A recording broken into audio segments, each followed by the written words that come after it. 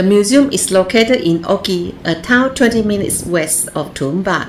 It showcases some of Australia's aviation heritage and history.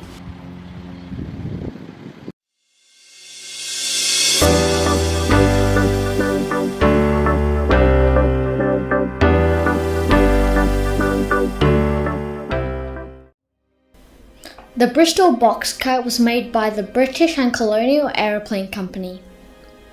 78 were produced from 1910 to 1914. It was used for training with a crew of 2. It had a length of about 11.7 meters, a wingspan of 14.2 meters, and a modest top speed of 64 kilometers per hour. It resembles the Wright brothers aeroplane.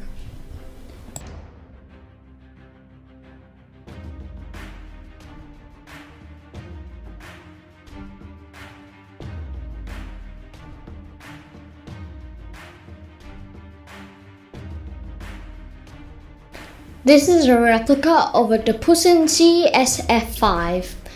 2 were purchased in 1912 to start a flying school at Point Cook, Victoria. They were underpowered with a 35 horsepower engine. The length was 7.2 meters with a wingspan of 8.8 meters.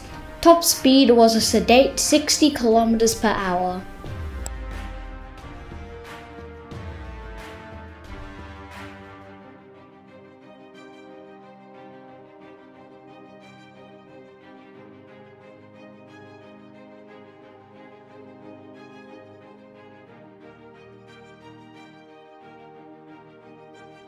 This is a replica Fokker WW1 Triplane flown by the Red Baron.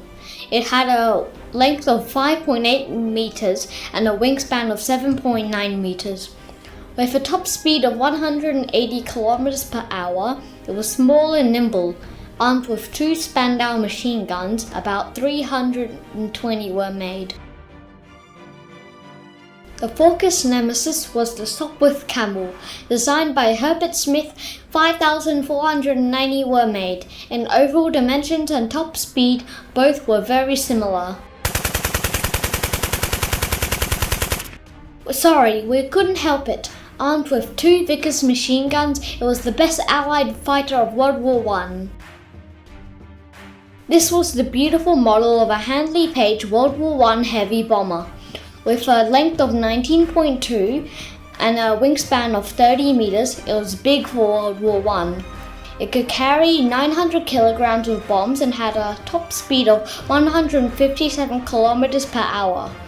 About 600 were made between 1915 to 1919.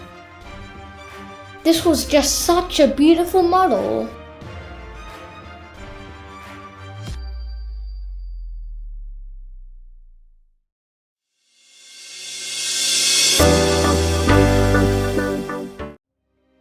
This was an Auster Mk III by Telegraph Aeroplanes of England.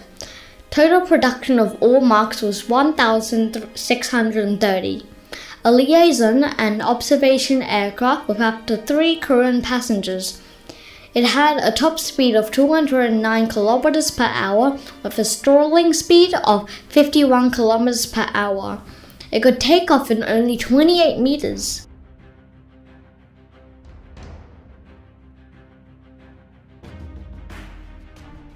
This was a Bell H-13 Sioux helicopter, a Korean War era machine. It was widely used by many countries and about 2,400 were made. This example in Australian livery looked gorgeous.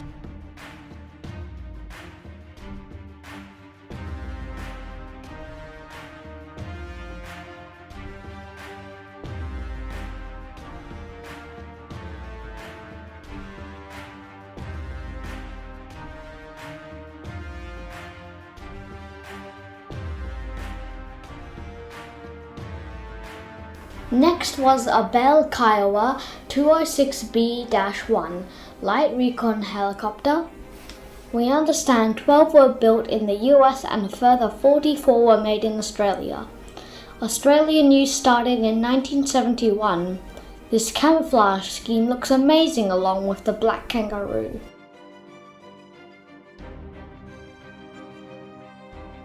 Adjacent the Kiowa was this Bell UH-1 Iroquois or Huey helicopter gunship. Total production of the Iroquois or Huey family of helicopters topped 16,000. The firepower of 2 forward-firing miniguns and rocket launcher as well as twin M60 machine guns on each side was amazing and scary at the same time.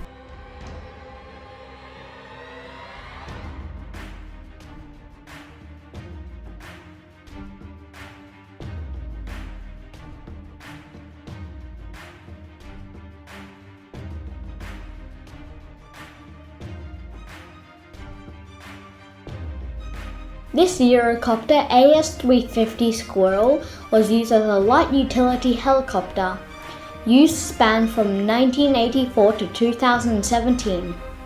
Able to carry 6 crew and passengers with a length of about 10.9 meters. Cruising speed was about 245 kilometers per hour with an endurance of just over 4 hours. This example in the mainly white scheme looks so smart.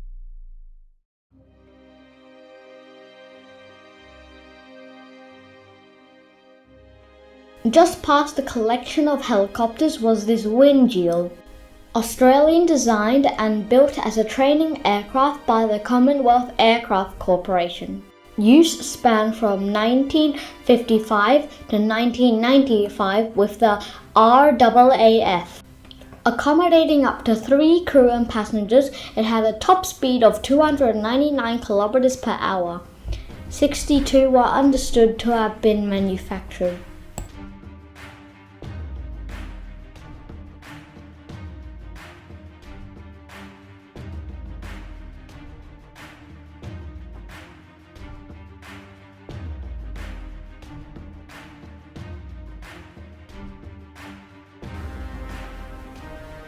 The centerpiece of the museum was this Boeing Chinook. It was very big compared to everything else. The distinctive twin rotors were unmistakable. It had a long, roomy fuselage. I got to climb aboard and sit in the main compartment.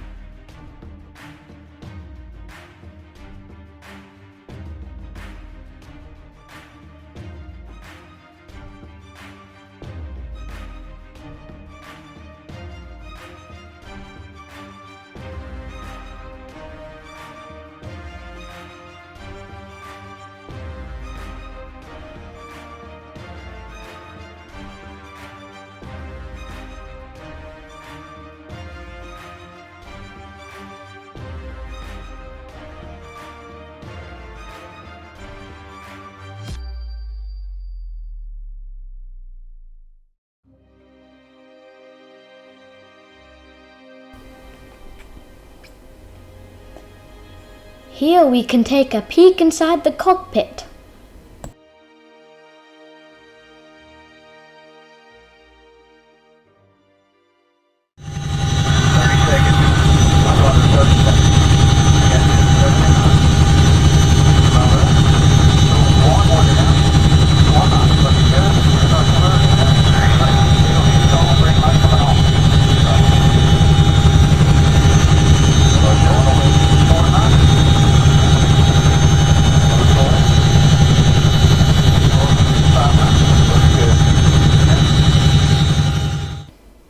Past the Chinook was this Pilatus PC-6 Porter, short takeoff and landing utility aircraft.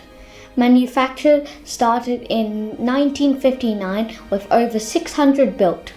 Australia used them in Nui Dat, South Vietnam from 1969 until 1972.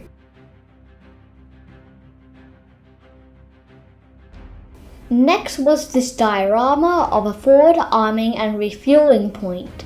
It was amazingly detailed.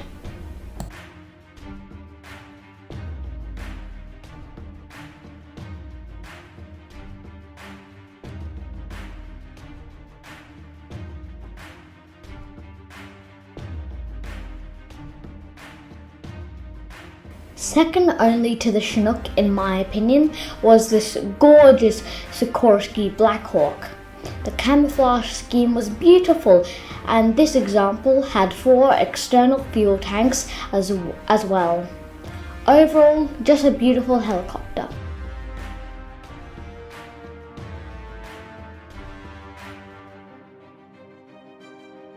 There was also a GAF Nomad on display.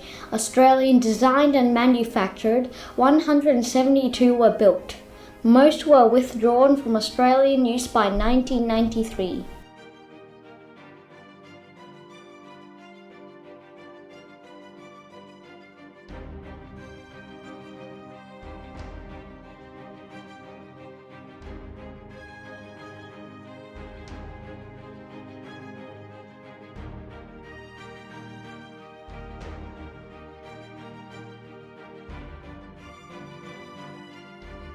Here we can see the Black Hawk from the other side.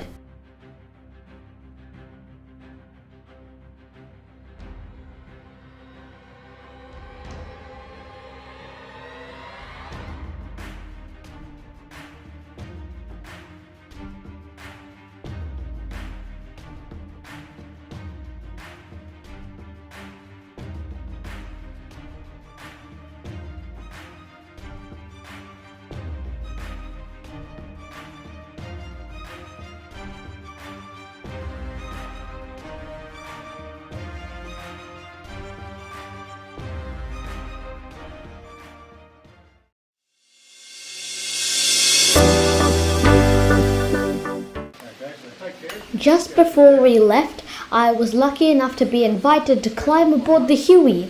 It was amazingly fun and a privilege. Thanks, Sergeant.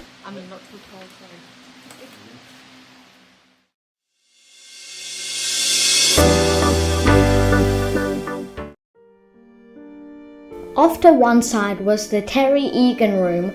My main takeaway was that war is a very personal thing.